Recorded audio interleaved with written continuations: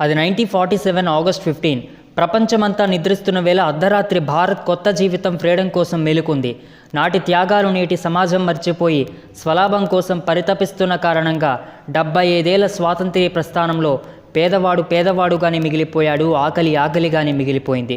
దేశంలో ఐశ్వర్యం లేక కాదు, దేశంలో సామాజిక బాధ్యత సామాజిక స్పృహ లేక నేటికి భారత్ అభివృద్ధి చెందుతున్న దేశంగానే మిగిలిపోయింది. ఈ 75 ఏళ్ల ప్రస్థానంలో మనం ఏం అచీవ్ చేశాం? దేశ స్వాతంత్ర్యం కోసం ప్రాణాలర్పించిన నాటి మహనీయులు కోరుకున్నది ఏమిటి? నేటి జనరేషన్ సాధిస్తున్నది ఏమిటి? ఈ 75 ఏళ్లలో ఇండియా ఎలా డెవలప్ అయింది, ఏ ఇష్యూస్లో ఫెయిల్ అయింది అనేది ఈ వీడియోలో ఎక్స్ప్లెయిన్ చేయబోతున్నాను. స్కిప్ చేయకుండా కంప్లీట్ వీడియో చూడండి. Let's begin our today's episode. First India సాధించిన విజయాలేంటో చూద్దాం. 75 ఏళ్లకు ముందు ప్రజల లివింగ్ స్టాండర్డ్స్తో కంపేర్ చేస్తే ఇప్పుడు దేశం ఎంతో అభివృద్ధి చెందింది. మన తాతల వరకు ఎందుకు, ఈనాటి యువత తల్లిదండ్రులను అడిగితేనే తమ ఎలాంటి మౌలిక సదుపాయాలు లేని పరిస్థితిలో పెరిగారో చెబుతారు. 25 ఏళ్ల క్రితం వరకు సగం జనాభాకు కరెంట్ అంటే ఏమిటో తెలియదు. ఇంటర్నెట్, రోడ్స్, గ్యాస్ కనెక్షన్ అనేవి ప్రజల జీవితాల్లో ఉండేవి కాదు. అలాంటి పరిస్థితుల నుంచి విద్య, వైద్యం, శాస్త్ర సాంకేతిక రంగాలలో ఇండియా ఇంప్రూవ్ అయింది. ఇండియన్స్కి రూల్ చేయడం రాదు, లీడర్షిప్ క్వాలిటీస్ లేవు అంటూ విమర్శలు చేసిన వారికి గట్టిగా ఆన్సర్ ఇస్తూ ప్రపంచ దేశాలలోనే గొప్ప రాజ్యాంగ రచన చేసి చూపించాం. ఆ రాజ్యాంగాన్ని అమలు చేసుకుంటూ గొప్ప ప్రజాస్వామ్యాన్ని సృష్టించుకున్నాం. ప్రపంచంలో ఏ దేశానికి లేని ఫ్రీడమ్, ఈక్వల్ రైట్స్ నేడు మన ఇండియన్స్ ఎంజాయ్ చేస్తున్నారు అంటే అది నాటి మేధావులే కారణం. మన చుట్టుపక్కల దేశాలు నియంత పాలన సాగిస్తూ అక్కడ సిటిజన్స్పై కఠినమైన ఆంక్షలు విధిస్తూ డెమోక్రసీని సమాధి చేస్తే మనం మాత్రం పీరియాడిక్ ఎలక్షన్స్ ద్వారా ప్రభుత్వాలను ఎన్నుకుంటూ ప్రజాస్వామ్యాన్ని నిలబెట్టుకోవడమే మన ఇండియా సాధించిన అతిపెద్ద గొప్ప విజయం. 1994లో ప్రపంచంలోని పోలియో కేసుల్లో 60% భారతదేశంలోనే రిజిస్టర్ అయ్యాయి. అయితే 2 దశాబ్దాలలోనే భారతదేశం 2014లో ప్రపంచ ఆరోగ్య సంస్థ నుంచి పోలియో రహిత దేశంగా గుర్తింపు పొందింది. ఇండియాకి సొంతంగా రాకెట్లు తయారు చేసే నాలెడ్జ్ లేదు అని విమర్శించే టైంలో ఇండియన్ స్పేస్ రీసెర్చ్ ఆర్గనైజేషన్ ఇస్రోను 1969 ఆగస్టు 15న ఎస్టాబ్లిష్ చేశారు. ఇది ఇండియాలో అంతరిక్ష పరిశోధనలకు కొత్త ఉత్సాహాన్ని అందించింది. 1975లో ఇండియా తన మొదటి అంతరిక్ష ఉపగ్రహం ఆర్యభట్టను ప్రయోగించింది. నాటి నుంచి ఇక వెనక్కి తిరిగి చూసుకోలేదు. 1986లో రాకేష్ శర్మ అంతరిక్షంలోకి వెళ్ళిన మొదటి భారతీయుడిగా నిలిచారు. ప్రస్తుతం మేక్ ఇన్ ఇండియా ఇనిషియేటివ్ కింద స్వదేశీ టెక్నాలజీతో లాంచింగ్ వెహికల్స్ని తయారు చేస్తున్నారు. 2008లో భారతదేశం PSLV C9 ద్వారా ఒకే మిషన్లో 10 ఉపగ్రహాలను కక్షలోకి పంపి ప్రపంచ రికార్డును సృష్టించింది. చంద్రయాన్ వంటి శాటిలైట్స్ని విజయవంతంగా ప్రయోగించడం జరిగింది. హాలీవుడ్ సినిమా కంటే తక్కువ బడ్జెట్తో అంగారకుడిపై మంగళయాన్ ఉపగ్రహాన్ని పంపించడం వెనుక ఉన్న భారతీయ శాస్త్రవేత్తల మేధస్సుకు ప్రపంచం జేజేలు కొట్టింది. వీసాట్ టెక్నాలజీ ద్వారా బ్యాంకింగ్ సేవలు దేశంలో అందరికీ అందుతున్నాయి. ఉపగ్రహాల సహాయంతో తుఫానును ముందుగా గుర్తించడం వీలు కావడంతో వేలాది మంది ప్రాణాలను రక్షించుకోగలుగుతున్నాం. 1954లో వరల్డ్లో first time India atomic energy ప్రోగ్రామ్ని స్టార్ట్ చేసింది. 1974లో భారతదేశం తన మొదటి అణుపరీక్ష స్మైలింగ్ బుద్ధాను నిర్వహించి 5 అణుశక్తి దేశాల జాబితాలో చోటు సంపాదించుకుంది. ఇది 1947 నుంచి భారతదేశం సాధించిన అతిపెద్ద అచీవ్మెంట్స్లో ఒకటి. నేడు భారతదేశం ప్రపంచంలో సెకండ్ లార్జెస్ట్ ఆర్మీగా ఉంది. హెల్త్ సర్వీస్లో ప్రపంచమే ఆశ్చర్యపోయే స్థాయికి భారత్ చేరింది.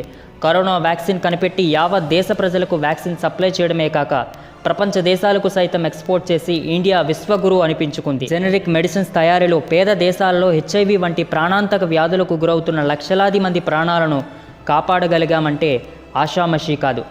1872లో ఇండియా తీవ్రమైన కరువులో ఉంది. సరిగ్గా ఇదే సమయంలో బ్రిటిషర్స్ 3.20 లక్షల టన్నుల గోధుమలను లండన్కి ఎక్స్పోర్ట్ చేసుకున్నారు. దీని కారణంగా ముంబై, మద్రాస్, హైదరాబాద్ ఏరియాస్లో 96 లక్షల మంది ఆకలి చావులు. స్వాతంత్ర్యం తర్వాత సారవంతమైన ల్యాండ్ పాకిస్తాన్కి వెళ్ళిపోయింది.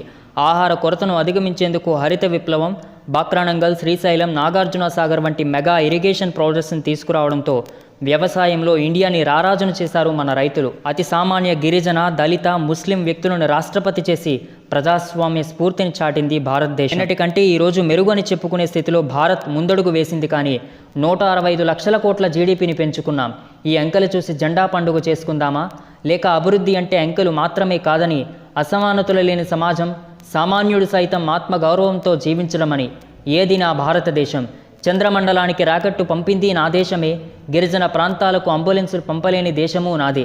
ఓ లీడర్ వస్తున్నాడంటే గంటలో రోడ్లు వేసి హడావుడి చేసే చోట అడవి బిడ్డలకు నీరు, విద్య, వైద్యం అందించలేకపోవడం అతిపెద్ద ఫెయిల్యూర్. స్వాతంత్ర్యం సాధించి ఏళ్లు గడుస్తున్నా ఫ్రీడమ్ అంటే ఏంటో తెలియని ప్రజలు ఉన్నారంటే మన ప్రగతి ఏంటో అర్థమవుతుంది. ప్రపంచ దేశాలు కార్పొరేట్ కంపెనీలు పెట్టి ఉద్యోగాలు ఇస్తుంటే మనం మాత్రం ఉద్యోగాల కోసం 20 ఏళ్ళు కష్టపడి చదవాల్సిన పరిస్థితి మన విద్యా వ్యవస్థది. దునియాలో యూత్ పాపులేషన్ ఎక్కువగా ఉన్న దేశం మనది. పనిచేయగల స్టామినా ఉన్న యూత్కి సరైన ఉద్యోగాలు రాక, నోటిఫికేషన్లు లేక, పేరెంట్స్కి భారం కాలేక లక్షలాది మంది ఆత్మహత్యలు చేసుకుంటున్నారు. పండించిన పంటకు మద్దతు ధర లేక, టెక్నాలజీపై సరైన అవగాహన లేక వేలాది మంది రైతులు చనిపోతున్నారు. రైతులు, యూత్ ఆత్మహత్యలని న్యూస్ పేపర్లో అడ్వర్టైజ్మెంట్ కాలమ్స్గా మారిపోయాయి. గూగుల్ సీఈఓ మావాడే అని కాలర్ ఎగరేస్తే సరిపోతుందా? అలాంటి దిగ్గజ కంపెనీలు స్టార్ట్ చేసేందుకు ఎందుకు ప్రోత్సహించడం లేదు? ఒకప్పుడు ప్రపంచానికి నయా ఆవిష్కరణలు పరిచయం చేసిన భారతదేశం ఇప్పుడు ఏది కావాలన్నా విదేశీ వస్తువులపైనే చూస్తున్నాం. ప్రపంచంలో ఏ దేశానికి లేని మానవ వనరులు మన ఇండియాకి ఉన్నా దాన్ని సద్వినియోగం చేసుకోవడంలో మన అసమర్థత. బ్రిటన్ ప్రజలు టాటా గ్రూప్ తయారు చేసిన రేంజ్ రోవర్ల కోసం ఎగబడుతుంటే మనం మాత్రం 200 కోట్లు పెట్టి చైనా నుంచి జాతీయ జెండాల్ని ఇంపోర్ట్ చేసుకుంటున్నాం. ఇదేనా ఆత్మనిర్భర్ భారత్ అంటే? ఇదేనా మేక్ ఇన్ ఇండియా అంటే?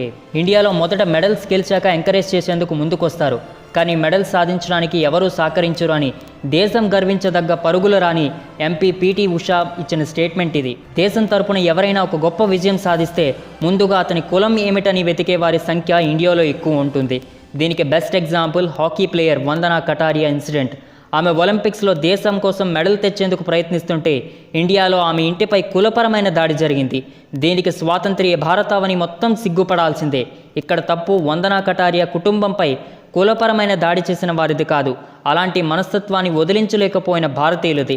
చైనా, జపాన్ లాంటి దేశాలు స్టూడెంట్స్ డ్రీమ్స్ని గుర్తించి వాళ్ళకి సరైన ట్రైనింగ్ ఇస్తూ అంతర్జాతీయ స్థాయిలో మెడల్స్ని అచీవ్ చేస్తున్నారు. ప్రతి విద్యా సంస్థలో ప్లే గ్రౌండ్స్, మెటీరియల్స్ ఉండాలి అన్న విద్యా హక్కు చట్టాన్ని ఇంప్లిమెంట్ చేయలేకపోతున్నాం. ఎర్రకోటపై జెండా ఎగరేసి జనగణమన పాడేస్తే సరిపోతుందా? ప్రపంచ దేశాల హంగర్ ఇండెక్స్లో మనం 101వ స్థానంలో ఉంటే పేదరికంలో 62వ స్థానంలో ఉన్నాం. దేశ జనాభా 140 కోట్లు చేరితే ఇందులో 60% మంది ఆదాయం నెలకు 10,000 లోపే ఉంది. అంటే దేశంలో ప్రతి 100 మందిలో 60 మంది బతుకు మీద భరోసా లేకుండా జీవిస్తున్నారు. దేశ జనాభాలో ఇప్పటికీ సగం మందికి బాత్రూమ్స్ లేవు. ఈ విషయంలో మనకంటే బంగ్లాదేశ్ బెటర్. తినడానికి తిండి, ఉండడానికి ఇల్లు లేదు. పౌష్టికాహార లోపంతో ప్రతి 1000 మందిలో 20 మంది చిన్నారులు చనిపోతున్నారు. ఇలాంటి ఎన్నో సమస్యలకు బ్రహ్మాస్త్రమే సంక్షేమ పథకాలు. ఉచిత పథకాలు దేశ ఆర్థిక వ్యవస్థను ధ్వంసం చేస్తున్నాయని, ప్రజల్ని సోమరులను చేస్తున్నాయి అంటున్న వాళ్ళు తెలుసుకోవాల్సిన విషయం ఒకటి ఉంది.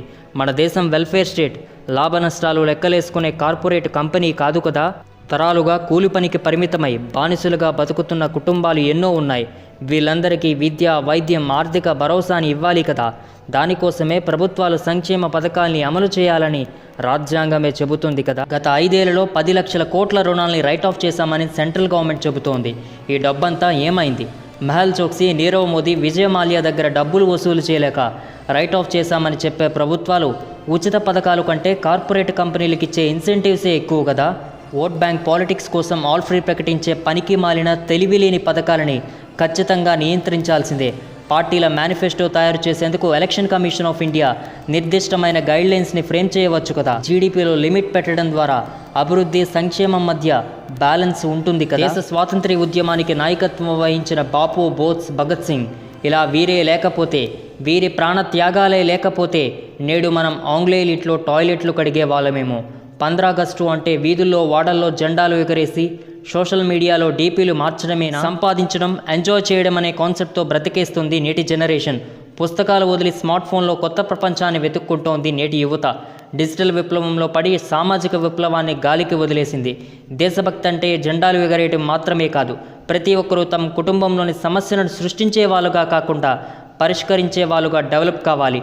ఓటు వేసి ఇంట్లోనే కూర్చుని ప్రభుత్వమే అన్ని పనులు చేయాలనుకోవడం మంచిది కాదు. నా కులం, నా మతం, నా ప్రాంతం అని తారతమ్యం చూపించకుండా నాయకుడు పనితీరుపై ఓటు వేసినప్పుడే నిజమైన ప్రజాస్వామ్యం ఏర్పడుతుంది. దేశ ప్రయాణం దాని పాలకులు నిర్దేశించినట్లు కాకుండా ప్రజలు నిర్దేశించిన విధంగా జరగడమే అసలైన స్వాతంత్ర్యం. లివింగ్ స్టాండర్డ్స్ని పెంచుతూ సామాజిక అసమానతల్ని అధిగమించాలంటే విద్యావంతులైన యువత, మేధావులు పరిపాలనలో భాగస్వామ్యం కావాలి. దేశంలో 5 కోట్ల కేసులు కోర్టుల్లో పెండింగ్లో ఉన్నాయి. నన్ను నిర్దోషి అని తేల్చారు సరే, నాపై కుట్ర చేసిన దోషులు ఎవరు అని నంబి నారాయణ్ వేసిన క్వశ్చన్కి ఆన్సర్ జ్యుడిషియరీ పోలీస్ వ్యవస్థల దగ్గర లేకపోతే ఇక సామాన్యులకు ఇన్స్టంట్ జస్టిస్ ఎలా చేరుతుందనేది ఆలోచించాల్సిన అంశం. ఇండియాలో కులం మత విద్వేషాలు పెరుగుతున్నాయి. క్రిస్టియన్స్కి ఎక్కువ ఇంపార్టెన్స్ ఉన్న బ్రిటన్లో ఓ భారతీయ హిందువుని ప్రధాని అభ్యర్థిగా అంగీకరిస్తోంది. బ్రిటన్ ప్రజలు రిషి సునాక్ మతాన్ని ప్రాంతాన్ని ప్రశ్నించడం లేదు. ఆయన సంపదని కట్టని ట్యాక్స్ గురించి ప్రశ్నిస్తున్నారు. ఇది కదా కన్స్ట్రక్టివ్ క్రిటిసిజం అంటే. మరి మన ఇండియాలో ముస్లిం లేదా క్రిస్టియన్ని ప్రధానిగా అంగీకరిస్తాయా అనేది ఆలోచించాల్సిన అంశం. సమస్య అంటూ లేని మనిషి ఎలా ఉండడో అలాగే సమస్య అంటూ లేని దేశం కూడా ఉండదు. ఆ సమస్యను ఎంత స్ట్రాటజిక్గా అధిగమిస్తారో, ప్రజలు ఎంత వివేకంగా ఉంటారో, వాళ్ళని రూల్ చేసే వాళ్ళు దేశం పట్ల ఎంత చిత్తశుద్ధిగా ఉంటారో అనే దానిపైనే దేశం అభివృద్ధి ఆధారపడి ఉంటుంది. నా ఎక్స్ప్లెనేషన్ మీకు నచ్చినట్లయితే వీడియోను లైక్ చేసి షేర్ చేయండి. ఛానల్ని సబ్స్క్రైబ్ చేసుకోండి. Thank you.